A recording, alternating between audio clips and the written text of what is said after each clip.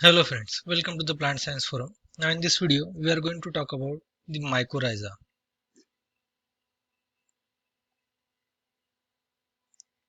Now this mycorrhiza, the word itself indicates its meaning.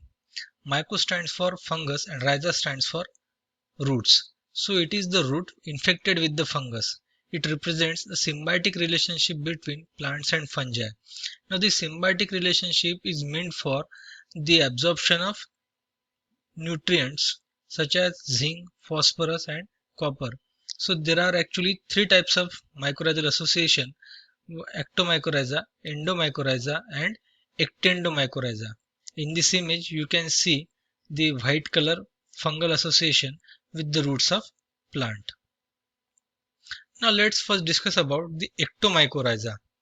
Ecto means external. It is also known as ectotropic mycorrhiza. It is associated with the 5 to 7% of evergreen trees. So this ectomycorrhiza forms an external sheath around the roots, and the plants involved are the pines or oaks. Here the fungal hyphae, it reaches the intercellular spaces of root cortex and forms a network of fungal hyphae called as Hartig net. Now this cortical cell which are in direct contact with the Hartig net, that or you can say the in direct contact with the fungal hyphae, these cortical cells, they are actually larger as compared to other cortical cells. The fungus which is involved in the ectomycorrhiza is usually they are the members of Basidiomycetes and especially the order Agaricales. Here you can see, now this is the roots which showing the fungal association, and in this image you can see this thread like structure, they are the fungal hyphae which has penetrated the cortical region. In this image you can see the external fungal hyphae network, and in the diagrammatic representation you can see the Hartig net and the which are entering into the cortical regions of plant. Here you can see the image where you can observe the penetration of fungal hyphae. This is the pine tree and this is oak tree. Particularly these two plant species, they shows the ectomycorrhizal type of association. Now let's talk about the endomycorrhiza. It is also known as endotropic mycorrhiza. In this, the fungus penetrate the cortical cells of root, and also they enter into the intercellular spaces of cortical region. Now, the most common endomycorrhiza is the vesicular arbuscular mycorrhiza. In abbreviated form, it is known as VAM fungi, or you can say VAM mycorrhiza. In VAM, the branch hostoria is called as arbuscule, while the, the VAM forms the thick and oval structure which is known as vesicle. Each branch of arbuscule is surrounded by a plasma membrane of host cortical cell. In this image, you can see a network of endomycorrhiza. Now this endomycorrhiza, in this the zygomycetes fungal member, they are involved.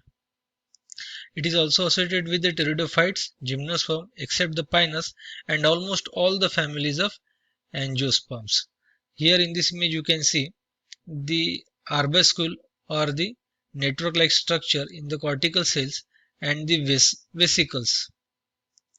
This is the diagrammatic representation of endomycorrhiza, which is meant for the absorption of mineral ions such as phosphorus, zinc, copper, nitrogen, potassium, various nutrients. Now, in endomycorrhiza, let's discuss in particular about the vesicular arbuscular mycorrhiza, that is VAM.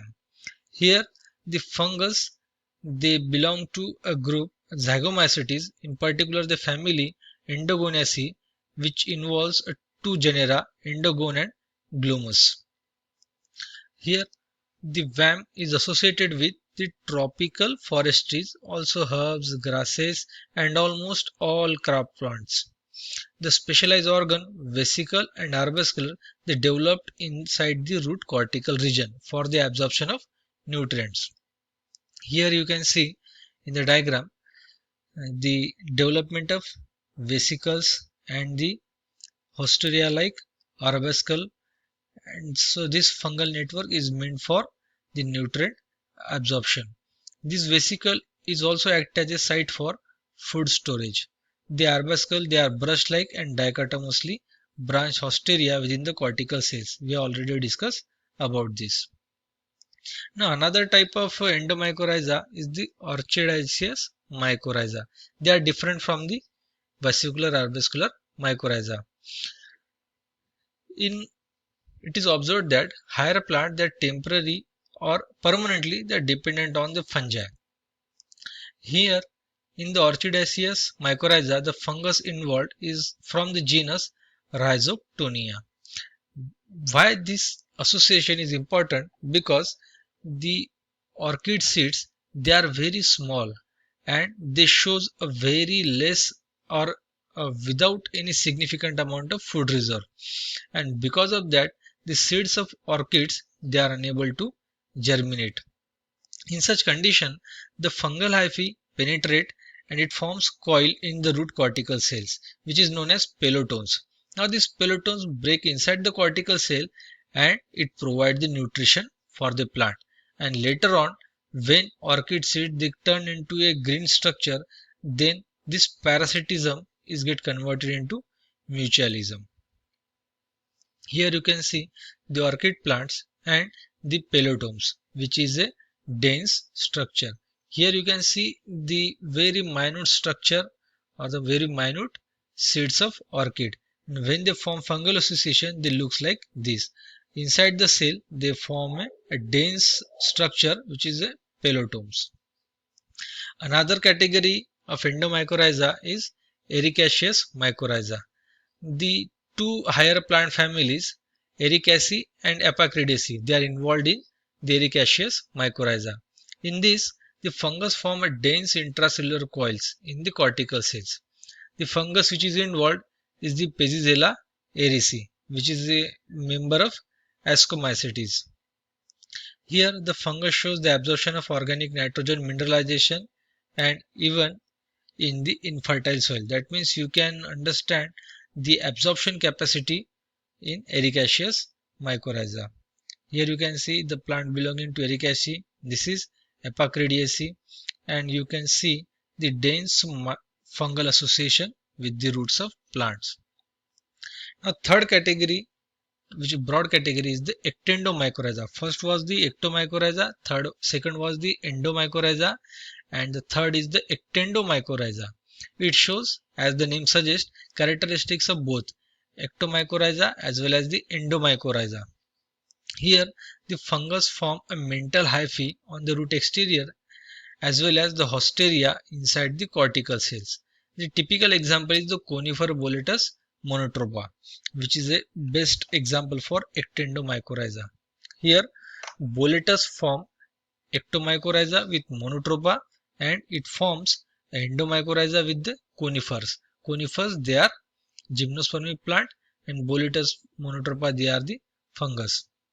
So thus fungus in this case forms a bridge between two bodies, monotropa and the conifers, and the bridge is the boletus fungi.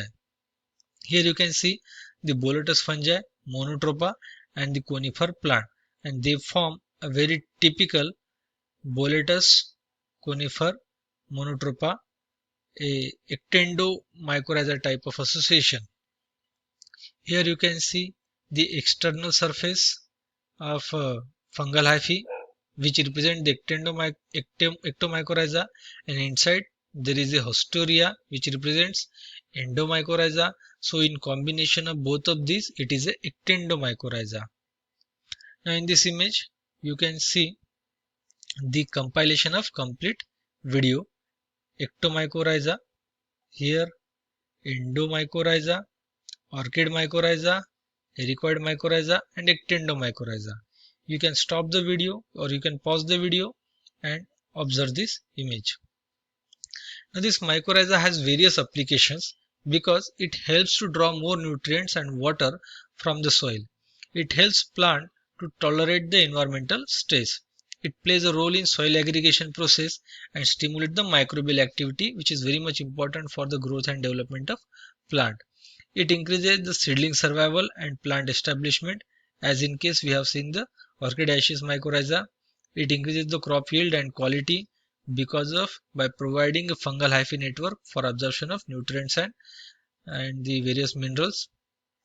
And it association with the host optimizes fertilizer use and especially of phosphorus, and helps in orchid seed germination. We already discussed this. So this is all about the mycorrhiza. I hope you understood the topic. If you have any question, please feel free to ask. Thank you.